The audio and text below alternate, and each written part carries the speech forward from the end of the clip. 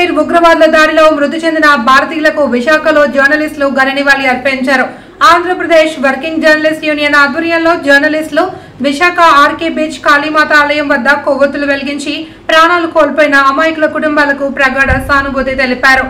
అదే సమయంలో పాక్ ప్రేరేపిత ఉగ్రవాద సంస్థలపై భారత్ ప్రభుత్వం ధీటుగా సమాధానం చెబుతోంది అని, ఈ విషయంలో పూర్తిగా వర్కింగ్ జర్నలిస్టులు భారత్ ప్రభుత్వానికి అండగా నిలుస్తారని ప్రకటించారు.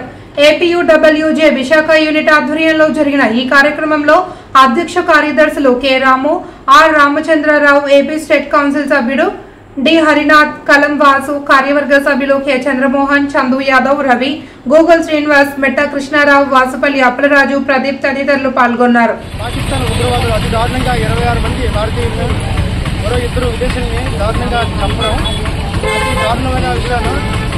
ఈ విషయంపైన ఇంతకుముందు ప్రధానమంత్రి మాట తెలియజేశారు.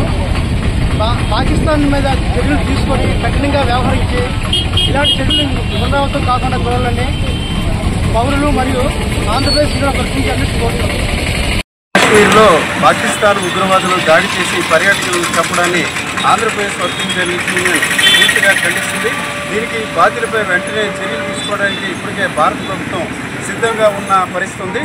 ఈ దశలో పూర్తిగా జర్నలిస్టులుగా బాధ్యత ఉన్న వ్యక్తులుగా భారత ప్రభుత్వానికి పూర్తిగా మద్దతు ఉన్న మేము తెలియజేస్తున్నాం. ప్రధానంగా ఆంధ్రప్రదేశ్ జర్నలిస్ట్ యూనియన్ ఉంటే చెప్తుంది, ఇప్పటికైనా ఏదైతే ప్రభుత్వం ఆదేశించిందో ఆ మేరకు పాకిస్తాన్కి చెందిన పౌరులు ఎవరు కూడా ఈ భారత్లో ఉండకూడదు. అలాగే ఇప్పటికే ప్రభుత్వం అలాగే హోంశాఖ హెచ్చరికల మేరకు ఎవరైతే పాకిస్తాన్ చెందిన వ్యక్తులు ఉన్నారో వారెవరికి కూడా భారతీయులుగా ఎవరు కూడా ఆశ్రయం ఇవ్వద్దని కూడా చెప్పడం జరుగుతుంది.